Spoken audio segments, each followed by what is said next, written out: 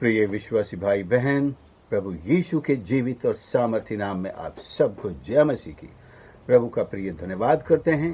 एक फिर से आनंद भरे समय में प्रभु हम सबको लेकर आया है। उसकी उपस्थिति हम सब की रक्षा अगुवाई करती है और प्रभु प्रतिदिन हमें अपनी आशीषों से परिपूर्ण करता है। इंग्लिश में कहा जाता है he loadeth me with his blessings every day.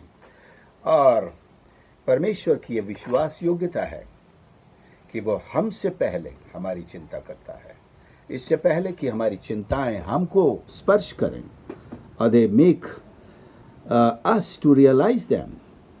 God always has already taken care of them. इससे पहले कि हम उन्हें जान पाएं, प्रभु ने उनकी ये समस्याओं का समाधान कर दिया है। आज का हमारा भजन 103 Psalm 103, जिसका शीर्षक है परमेश्वर का प्रेम।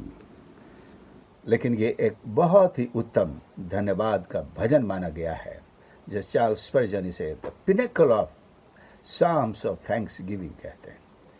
मतलब धन्यवाद के भजनों में सबसे उच्च कोटि का एक भजन। सारा परमेश्वर का वचन सारा उच्च कोटि का ही है, लेकिन अगर शब्दों का और अपनी भावनाओं को एक्सप्रेस करने में एक हाई कोटि है, तो वो इस भजन से हमको मिलती है। आइए सबसे पहले इस भजन की केवल हम 5 पद पढ़ेंगे, क्यों बहुत लंबा पद है, 22 पद है। जिस तरह हिब्रू वर्ण वाला में 22 अक्षर होते हैं, और इसमें भी 22, कई जगह 22 को जो है एक पूर्णता का, गीतों में पूर्णता का एक लाइन माना जाता है कि 22 लाइन से है, तो वो पूरा अल्फ़ाबेट। और ये परमेश्वर की महिमा के लिए एक बहुत ही अच्छा तरीका इब्रानी साहित्यकारों ने अपनाया हुआ है। तो ये राजा दाऊद भी उसी में एक is the one of the best लिटरेटर, एक उत्तम साहित्यकार भी है। भजन इस प्रकार कहता है, हे मेरे मन यहोवा को धन्य कहे, और जो कुछ मुझ में है वह उसके पवित्र नाम को धन्य कहे। हे मेरे मन यहोवा को धन्य कहे, और उसके किसी उपकार को न भूलना। वही तो तेरे सब अधर्म को क्षमा करता और तेरे सब रोगों को चंगा करता। वही तो तेरे प्राण को नष्ट होने से बचा लेता है और तेरे सिर पर करुणा और दया का मुकुट बांधता है। वही तो तेरी लालसा को उत्तम पदार्थों से तृप्त करता है, जिससे तेरी जवानी उकाब के समान नई हो जाती है। परमेश्वर का हम धन्यवाद करें। और अगर कोई सोचता हो कि मैं किस बात के लिए उसका धन्यवाद करूं, तो यहाँ इन 5 पदों में, यानी कि समझे आप, 4 ऐसी बातें दी गई हैं, 4 या 5 ऐसी बातें दी गई हैं जिनके लिए हम परमेश्वर का प्रतिदिन धन्यवाद करें। तो सचमुच में ये आवश्यक हो जाता है कि हम ईश्वर का धन्यवाद प्रतिदिन करें। तो शुरुआत यहाँ पर राजा दाऊद करता है, हे मेरे मन यहोवा को धन्य कहे, जो कुछ मुझ में है। Within me is my soul, all my spiritual faculties are within me. मेरी जो भी आत्मिक सामर्थ्य मुझ में है, ज्ञान मुझ में है, समझ मुझ में है, मेरी आत्मिकता है मुझ में, जो भी जिस भी बात पर मुझे घमंड है, मैं जो कुछ भी स्पिरिचुअली हूं या मैं जीवित हूं, प्राण या सोल जिसे यहां कहा है, हे मेरे मन bless the Lord of my soul. Soul का मतलब मन भी है, और सोल का मतलब वो जीवन की शक्ति भी है जो हमें जीवित रखती है, जो मुझे जीवित रखता है। तो यहां पर जो कह सकते हैं, जो मेरी सांस है, जिसके कारण मैं जिंदा हूं। हे मेरे प्राण, हे मेरी आत्मा, हे मेरे मन, ये सारे शब्द उसके एक अर्थ से निकलते हैं। और मेरी सारी आत्मिक जो भी वैल्यूज हैं, उन सब से वो कहता है क्या कर, यहोवा को धन्य कहे। Bless the Lord, bless the Lord. यहोवा को धन्य कहे, उसको धन्य कहे। Blessed are you O Lord. अब कुछ कारण यहां प्रस्तुत करता है, उसके किसी उपकार को ना भूलना। जब मैं धन्यवाद देने बैठूं, तो मेरे लिए ये एक आवश्यक कार्य है कि मैं परमेश्वर के उपकारों को याद करूं। I must remember the benefits that I have received from God। सारे बेनिफिट्स, यहां जो याद आए ऐसा नहीं। I must try my hard, मैं कहता हूं भाई ट्राई शब्द भी हटा दें। I must do my best to remember every benefit, हर एक उपकार को मैं याद करूं, प्रभु ने मेरे लिए क्या किया है। तो मुझे पीछे शुरुआत के दिनों में जाना होगा। यह शायद अपनी मां के गर्भ में आने से शुरू करना होगा। वो मेरे परिवार वालों ने बताया होगा कि मैं किस तरह से उनके परिवार में आया, और पीछे से फिर हमको उपकारों को देखने को मिलेंगे कि मेरे उपकार मेरे जीवन में मेरे पैदा होने से पहले ही परमेश्वर देना शुरू कर दिए थे। तो यहां कुछ उपकार दिए हैं। पहला ये सबको याद करना है, और उन उपकारों में चलो आपकी मेरी मदद के लिए राजा दाऊद कुछ उपकारों को जो वो प्रतिदिन जिसके लिए धन्यवाद देता है, वही तो तेरे सब अधर्म को क्षमा करता है। परमेश्वर के साथ हमारे जीवन की शुरुआत अधर्म के क्षमा होने से ही शुरू होती है। Our spiritual life begins with the forgiveness of our sins. हम दुनिया में कितने भी विद्वान हो जाएं, धनी हो जाएं, संपन्न हो जाएं, या आदर और इज्जत पाले सांसारिक रूप से, यदि हमने परमेश्वर के साथ अपने पापों से क्षमा नहीं पाई है, तो परमेश्वर के साथ हमारी यात्रा शुरू ही नहीं हुई है। हम अनंत जीवन की क्या आशा करें, स्वर्ग की तो क्या आशा करें, परमेश्वर के सानिध्य की तो क्या आशा करें। हम ऐसी कोई आशा नहीं कर सकेंगे। सो इंसान की सबसे पहली जरूरत, क्योंकि सबने पाप किया है, परमेश्वर की महिमा से रहित ही नहीं, परमेश्वर से अलग कर दिए गए हैं, और फिर स्वर्ग के राज्य में तो जाने का सवाल ही नहीं होता है। तो सबसे बड़ी उपलब्धि है हमारी पाप क्षमा की उपलब्धि है। इसके लिए यदि हम रोज ईश्वर को धन्यवाद करें तो अभी कम है और बहुत जरूरी है, अत्यंत आवश्यक है। जैसे हम स्कूल में पढ़ने जाते, रोज हमको प्रार्थना करना है, रोज राष्ट्रगीत राष्ट्रगान हमको गा के ही स्कूल से निकलना है। तो ये देश के प्रति और हमारी एजुकेशन के प्रति, ईश्वर के प्रति भक्ति और श्रद्धा और देशभक्ति का भाव हमको रोज लेना ही है। बिना देशभक्ति का गीत गाए हमारा स्कूल ओवर नहीं होता है। परमेश्वर को अपनी प्राप्त की हुई क्षमा के लिए हम धन्यवाद ना दें, न तो दिन की शुरुआत ऐसी हो, न दिन का अंत हो। हम धन्यवाद के एक आभार से भरे हुए दिल के साथ हमेशा प्रभु के साथ बने रहे। प्रभु ने क्षमा किया, उसका धन्यवाद हो, और इसके लिए ईश्वर को ब्लेस करें। Bless the Lord o my soul for the forgiveness, उस क्षमा के लिए जो प्रभु तूने मुझे दी है, तेरा नाम धन्य हो। एक दूसरी आशीष है, सब रोगों को चंगा करता है। अब ये कुछ लोग सोच लेते हैं जब पाप क्षमा हो गए तो रोगों का तो आने का सवाल ही नहीं है। केवल आत्मा का रोग नहीं है, आत्मा का रोग चंगा हुआ है, लेकिन ये शरीर अभी भी subject to all the weakness, infirmities, satanic attacks, ये सब उसके प्रति अभी भी अधीन है।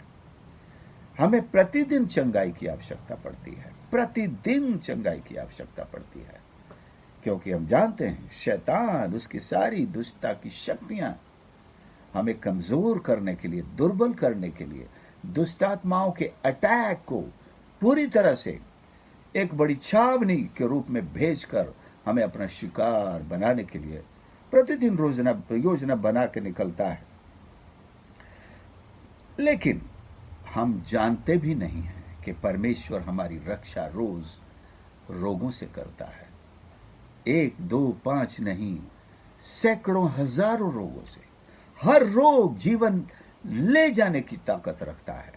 Every disease has the power to take away our life, and God heals us every day। यानी प्रेजेंट सिंपल टेंस, इसीलिए जो रोज काम होता है उसके लिए इस्तेमाल होता है।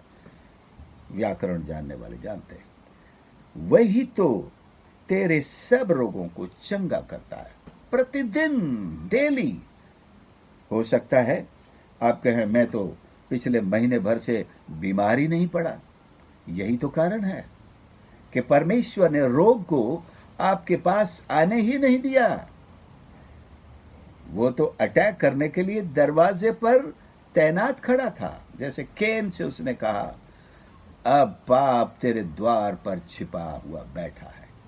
रोग भी इसी तरह शैतान का भेजा हुआ एक दुष्टात्मा जो हमारे द्वार पर छिपा बैठा है, कब हमें अपना शिकार बना ले। लेकिन परमेश्वर है कि उसको यह मौका नहीं देता है, क्योंकि आप और मैं अपने पापों से क्षमा पाकर प्रभु यीशु को उद्धारकर्ता ग्रहण करके उसकी संतान बन गए हैं, परमेश्वर के पुत्र हैं, पुत्रियां हैं।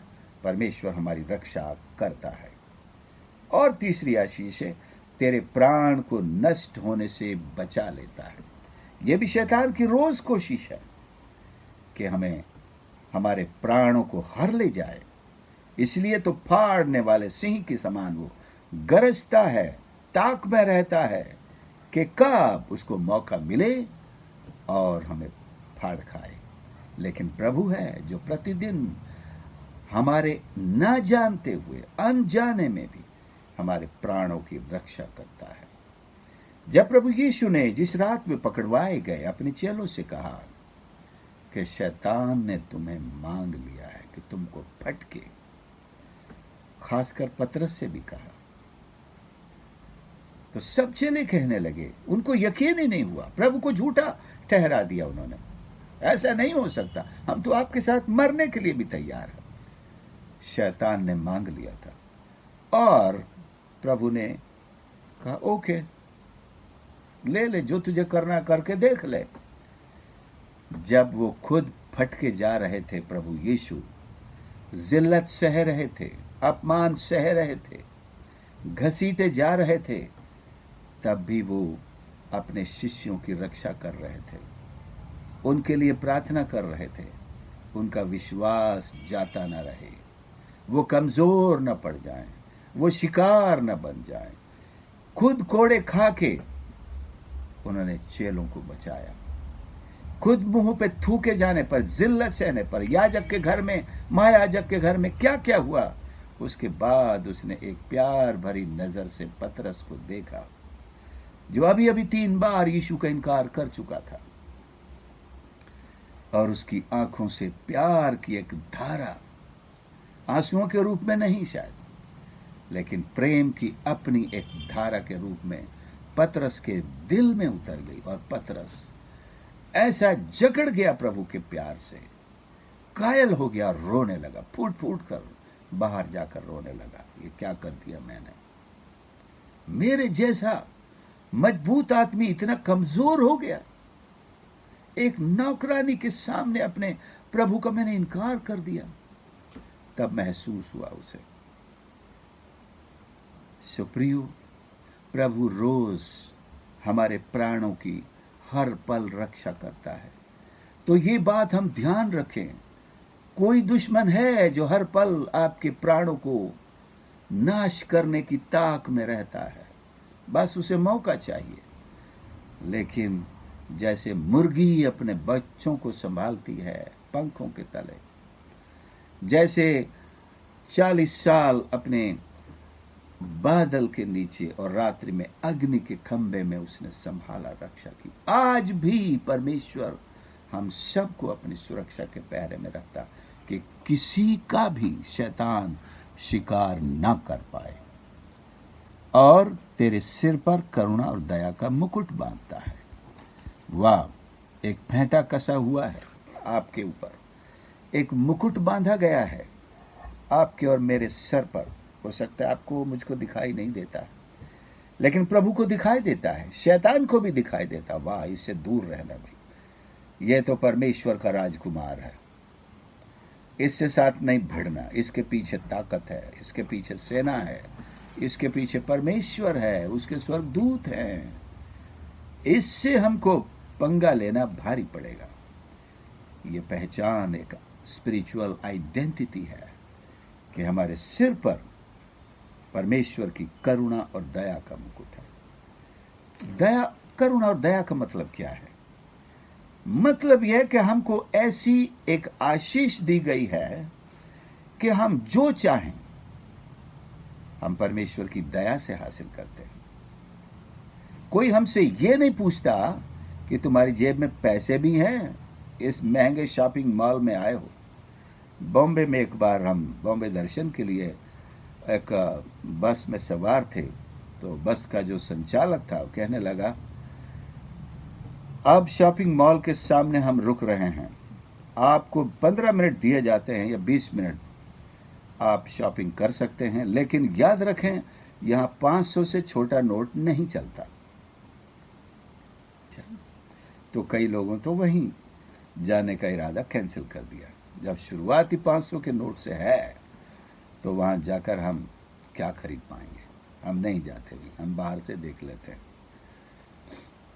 लेकिन जब आपके सिर पर दया और करुणा का मुकुट है, आपकी जेब में कोई 500 नोट की जरूरत नहीं है, कोई 2000 के नोट की जरूरत नहीं है, वॉलेट की भी जरूरत नहीं है। परमेश्वर हमारे लिए सब कुछ अपनी करुणा दया से करता है। करुणा के लिए इंग्लिश में प्रेम शब्द भी आया। उसने अपने प्रेम को एक मुकुट के रूप में हमारे सर पर रखा है कि परमेश्वर ने हमसे इतना प्यार किया और एक अपना पुत्र तो दिया ही, एक मुकुट भी हमारे सर पर रख दिया। और जाओ, हमारे पास जो कार्ड है वो दया का है, फ्री पास है, जो चाहो खरीदो। कई बार ऐसे भी एक मौकों पर हम गए, वहां पर हमें पैसा नहीं देना पड़ा है, किसी ने हमको ऑब्लाइज किया है कि आप जो चाहें यहां से जितना चाहें ले सकते हैं, खा सकते हैं और ले जा सकते हैं। कितना अच्छा लगता है। तो यही परमेश्वर के पुत्रों का सौभाग्य है कि हम को परमेश्वर ने अपनी दया और करुणा के मुकुट सजा करके भेजा है, क्योंकि वो उत्तम पदार्थों से हमारी लालसा तृप्त कर। लालसा को हम इस्तेमाल नहीं करते इस शब्द को यूजुअली। अरे नहीं, लालसा नहीं होनी चाहिए किसी बात की। इच्छा ठीक है, इच्छा तक ठीक है। लालसा इच्छा से ज्यादा स्ट्रांग होती है, लेकिन परमेश्वर ने वो भी अलाउ किया है, लेकिन गलत चीजों की ना हो, शारीरिक लालसा ना हो, पाप के विषयों की लालसा ना हो। परमेश्वर उन लालसाओं को भी जिनसे परमेश्वर की महिमा होती है। आज कई बार हमारी इच्छा और स्ट्रांग हो जाती है कि नहीं, आज मुझे ये चीज चाहिए, खाना है या यहां जाना है, वो करना। तो वो जो when a desire becomes strong, then it becomes lust, even positively also and negatively also. So यहां पॉजिटिवली बात की जा रही है। तो कुछ ऐसी लालसाएं हैं जब हम नहीं, आज तो मेरा मन कर रहा है मैं ये चीज खाऊं या ये देखूं या ये करूं, तो परमेश्वर उत्तम पर उससे हमारी जो कल्पना होती है शायद गुड की होगी, लेकिन वो बेस्ट से पूरा करता है। We may imagine our things to be satisfied with good things, but God provides the best. आखिर में जिससे तेरी जवानी उकाब के समान नई हो जाती है। लालसाओं को क्यों पूरी करता है? हमारी जवानी को नया करने के लिए। There is a process always going on inside of us, the process of renewal of our strength, physical strength we are talking about. Of course we are always receiving our spiritual strength too, with the word of God, by meditating upon, by our prayers, being in his presence, उसकी उपस्थिति में रहने से, विश्वास करने से हम और ईश्वर के वचन पर मनन करने से हम आत्मिक ताकत तो पा ही रहे हैं, लेकिन एक फिजिकल स्ट्रेंथ भी परमेश्वर हमको दे रहा है, प्रतिदिन दे रहा है। So let's thank God for these blessings. कहता है forget not, forget not, forget not, भूलना नहीं, भूलना नहीं परमेश्वर के किसी भी उपकार को। आज ये असाइनमेंट देना चाहता हूं, मैं अपने लिए भी लेना चाहता हूं कि हम रिलैक्स होकर के बैठें और एक आध 15-20 मिनट का 1 घंटे का समय नहीं, पूरी रात जाने दो इस काम में, और परमेश्वर के सारे उपकारों को हम याद करें। जितना पीछे हमारी मेमोरी हमको ले जाए, मेमोरी के अंदर चले जाएं, वहां लाखों उपकार पड़े मिलेंगे आपको, लाखों उपकार पड़े मिलेंगे, और एक एक के लिए धन्यवाद करना शुरू कर देते। मैं सोचता हूं रात तो क्या, महीने निकल जाएंगे और हम सारे उपकारों को धन्यवाद देने के लिए पर्याप्त समय नहीं पा पाएंगे, इतने उपकार हैं। लेकिन ये न सोचें कि मैं सबके लिए धन्यवाद नहीं दे सकता तो ये काम नहीं करूं। No, I must begin today by giving him thanks for all his benefits and not forgetting even a one। इसका मतलब है किसी भी छोटे से छोटे उपकार को मुझे तुच्छ नहीं जानना है। अरे ये तो मामूली बात है, ये तो ऐसे ही प्रभु ने वो एक पेंसिल ही तो है दिला दी थी, क्या रास्ते में पड़ा हुआ था, एक रुपये का सिक्का ही तो था उस समय। मुझे आज भी याद आता है, वो मुझे बहुत पुरानी बात, जब मैं 6वीं क्लास में पढ़ता था, मुझे एक दिन एक सुरमी, जिसे पेंसिल कहते हैं, उसकी ज़रूरत थी। पिताजी ने बोला मेरे पास अभी नहीं है, शाम तक पैसे आएंगे मैं दे पाऊंगा, लेकिन मुझे स्कूल में पेंसिल की ज़रूरत थी। पैदल चला जा रहा हूं मार्ग में, मुझे एक आधी पेंसिल वहां मिलती है और मैं उसे उठा लेता हूं। मेरा काम 2 हफ्ते के लिए चलने वाला है। मैं पिताजी से आकर के बोला मुझे पेंसिल मिल गई।